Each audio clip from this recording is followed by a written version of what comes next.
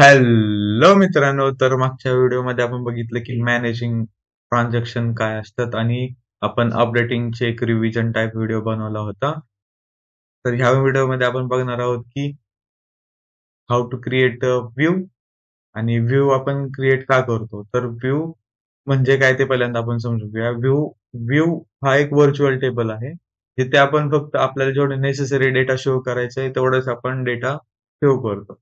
तर ह्याचा उपयोग काय आहे, तर एक तर पहिलं आपण सिक्युरिटी एन्हान्स करतो डेटाची, म्हणजे आपल्या जे डेटाबेसची.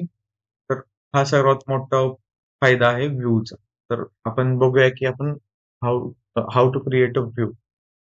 तर त्याचा सिंटॅक्स आपण डायरेक्ट उदाहरणच्या थ्रू समजून पण घेणार आहोत. तर पहिल्यांदा सिंटॅक्स आपण बघू. मी कमेंट मध्ये सिंटॅक्स लिहित आहे. Create create view. Okay, space द्यायचा आहे. Create view. परत व्ह्यूचं नाव द्यायचं आहे व्ह्यू नेम. व्ह्यू नेम आणि त्याच्यानंतर आपल्याला ॲज लिहायचं आहे आणि त्याच्यानंतर सिलेक्ट कंडिशन. सिलेक्ट आणि कॉल 1, कॉल 1, कॉल 2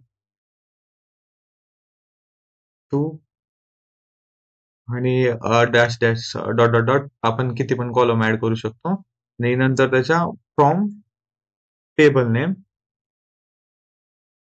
नेम ठीक आहे, टेबल नेम.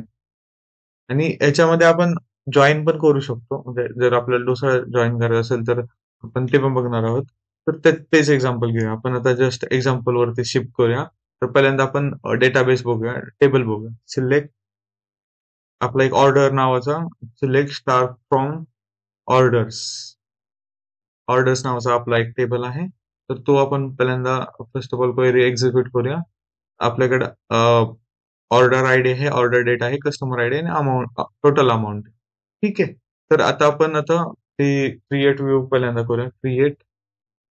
ठीक आहे. तर आपण ह्या एक्झाम्पल मध्ये काय करणार आहोत की आपले जे ट्रान्झॅक्शनचे डिटेल्स आहेत, की आपले ते ट्रान्झॅक्शनचे डिटेल्स आहेत ते दोन टेबलमध्ये. एक तर आपला ऑर्डर्स टेबल मध्ये आपलं म्हणजे किती टोटल अमाऊंट आहे, कस्टमर आयडी दिले आपल्याला, ऑर्डर डेट दिले आणि ऑर्डर आयडी दिले. बट आता कस्टमर आयडीच्या थ्रू आपल्याला माहित नाही की कस्टमरचं नाव काय आहे.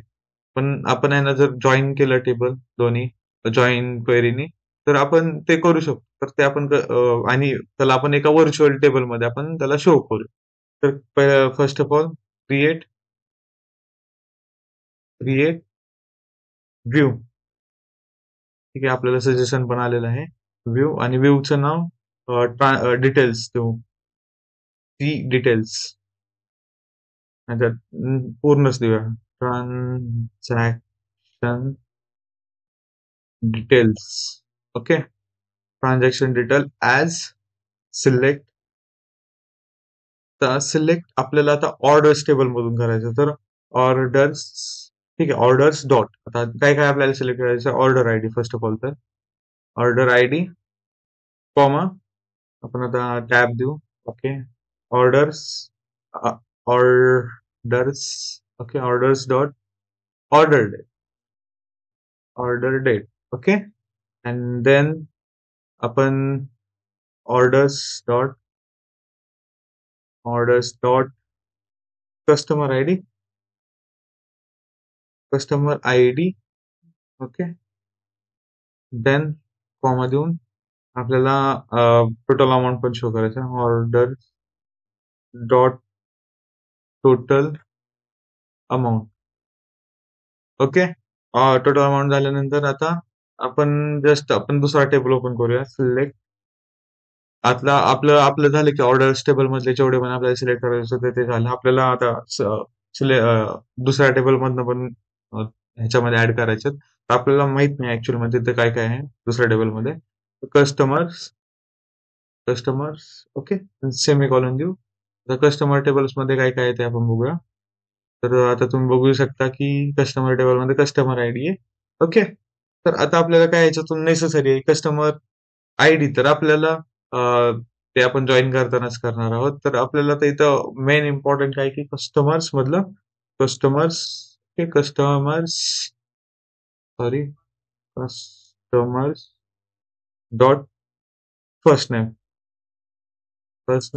ओके, आणि जस्ट कॉमा देऊन customers sorry customers dot last name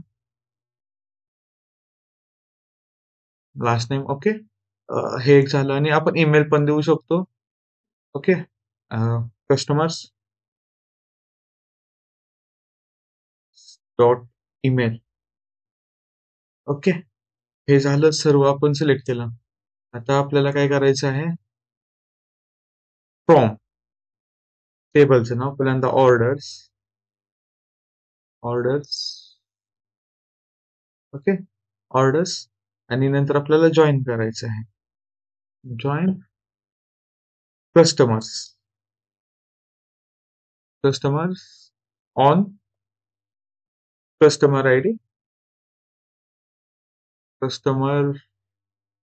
customers dot customer I D okay is equal to orders dot customer I D. जर तुम्ही बघितलं असेल, आपण क्रिएट टेबल करताना त्याच्यामध्ये आपण डिफाईन केलं होतं. जर तुम्ही इथं बघायचं असेल, तुम्ही कस्टमर आय डी प्रायमरी आणि ऑटो इन्क्रीमेंट, आणि जस्ट आपण ऑर्डर टेबल मध्ये फॉरेन कीचा यूज केला होता. Foreign key customer I D refers to customers मधल्या कस्टमर आय ला रेफर करते. ठीक आहे, तर आपण इथून डिफाईन केलेलं होतं ते ऑलरेडी आपण. ठीक आहे, तर हे आपलं झालेलं आहे की क्रिएट व्ह्यू कसं करतो आपण. ठीक आहे, हे जस्ट आपण सिलेक्ट करूया. ठीक आहे, just select and execute it. आपल्याला एरर आलेली आहे. एरर काय म्हणताय की ओके, कस्टमर आय डी आपण चुकीचं लिहिलेलं आहे.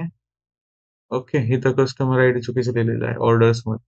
जस्ट आपल्याला डबल सिलेक्ट करायचं आहे आणि एक्झिक्यूट करायचं आहे. तर तुम्ही बघू शकता की आपला एक्झिक्यूट झालेला आहे. तर आता how to access it, simple आहे. सिलेक्ट स्टार फ्रॉम ट्रान्झॅक्शन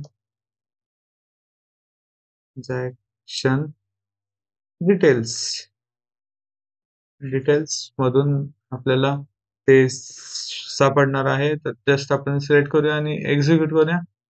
तुम्ही बघू शकता आपलं टेबल आहे ते जॉईन झालेलं आहे, आणि आपल्याला आता आपल्याला तुम्ही बघू शकता इथं व्हर्च्युअल टेबल झालेलं आहे. ठीक आहे, तर टोटल अमाऊंट झाली, फर्स्ट नेम झालं, ओके, ईमेल आय डी, सर्व आपल्याला आता एकाच ह्याच्यात झालेलं आहे. तर तुम्ही अशा प्रकारे तुम्ही क्रिएटिव्ह व्ह्यू करू शकता. जर तुम्हाला व्ह्यू डिलीट करायचा असेल तर सिंपल आहे, ड्रॉप